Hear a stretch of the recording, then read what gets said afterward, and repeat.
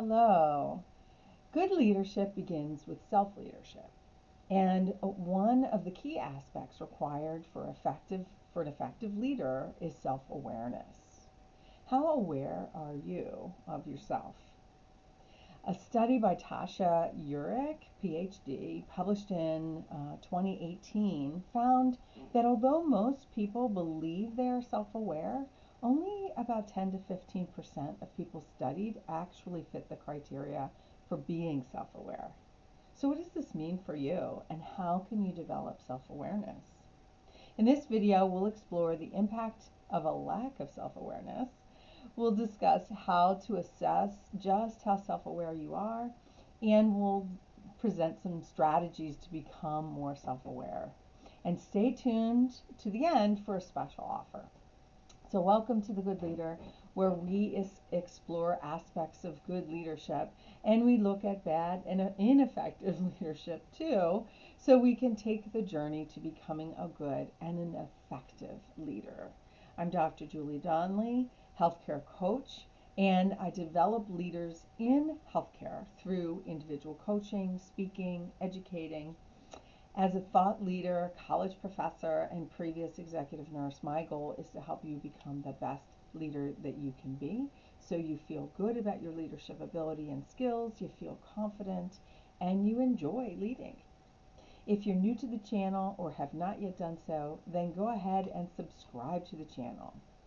So today's topic, self-awareness. What is the impact of a lack of self-awareness? People who lack self-awareness are not just frustrating to deal with, they increase the stress for the people around them, they decrease morale, impede productivity, and it also increases the likelihood of others leaving their job. For the organization, a lack of awareness by a leader often results in a financial impact, with the increased stress leading to illness and an increased use of sick time, burnout. You have employee dissatisfaction, there are human resources complaints and issues, and then of course there's turnover, all of which costs the organization money. If someone is unaware, others will feel the same way about their behavior as you do.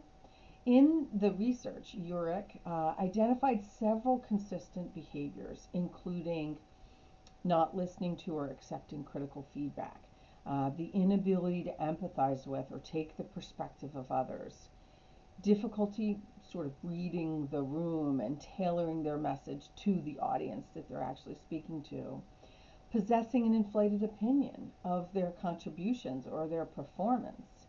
They may take credit for successes and blame others for failures. And they also can be hurtful to others without realizing it. Some people who are unaware are willing to change, and some are not. Which are you? How self-aware are you? How well do you know yourself and the impact that you have on others? Researchers call this internal self-awareness, meaning knowing your thoughts, feelings, behavior, your strengths, your weaknesses. External self-awareness means understanding how other people view you. So a few areas to consider about your own self-awareness are, how do you make people feel? This has to do with how you come across in conversations and other types of communication methods. You can monitor this by how others respond to your actions in your communications. Assess the relationships that you have with others. Do people fear you, or do they enjoy being around you? Do they respect you?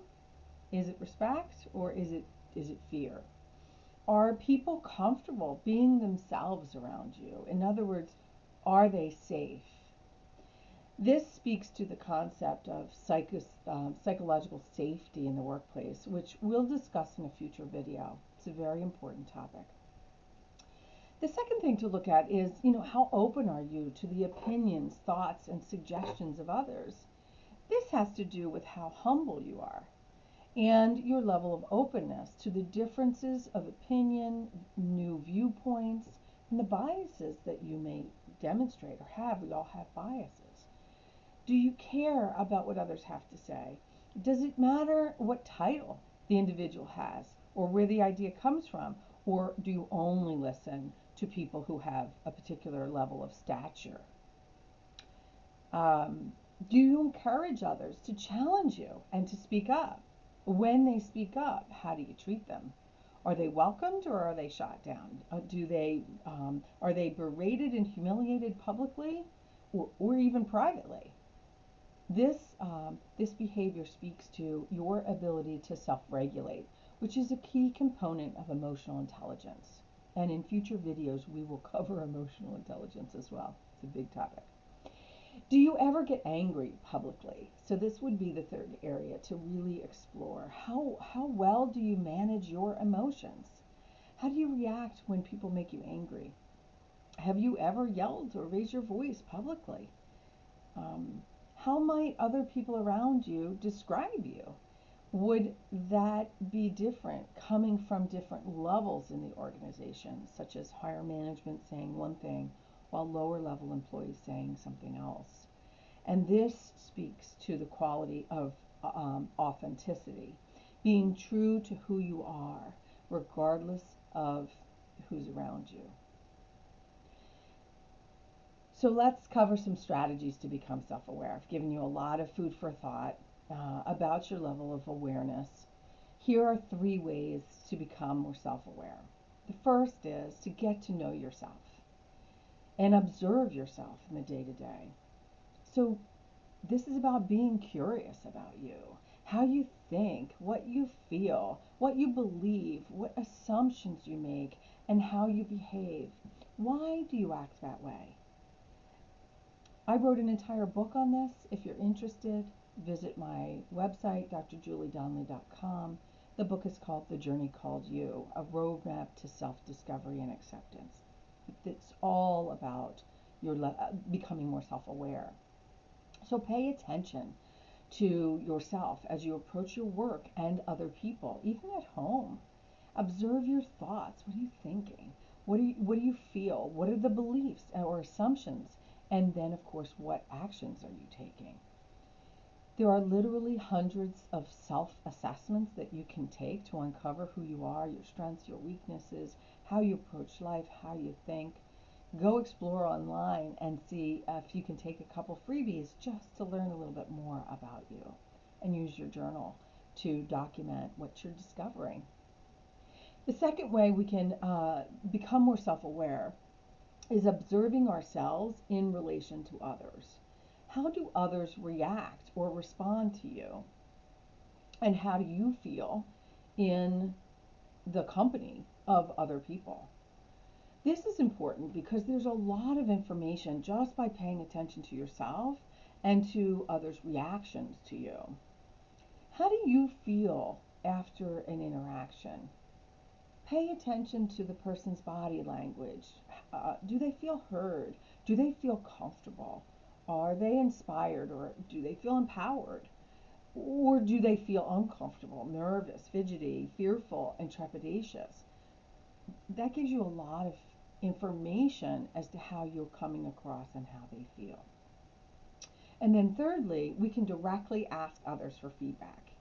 You can simply ask people for feedback. You must create a safe space for them to share their views. If it's not safe, people will not be honest with you. They'll be yes people. They'll tell you what you want to hear. If they feel that you will retaliate, that they'll get fired, that you're going to yell, or otherwise make them feel badly, they will not speak up, and you will not know the truth. Find loving critics. These are special people who can provide you with feedback. These are people with your best interests in mind and who are willing to be honest with you, who you feel safe with. The other way to get feedback from people is to do a 360-degree assessment where you identify several people, including 360 degrees, right? Your superiors, your peers, and your employees, who can then provide information on you and your leadership and their experience of you and what suggestions they have for you to change. This type of feedback is anonymous and it can be very eye-opening. And typically it's very consistent. So if you're doing something or behaving a certain way, you're going to uncover it in that type of an assessment tool.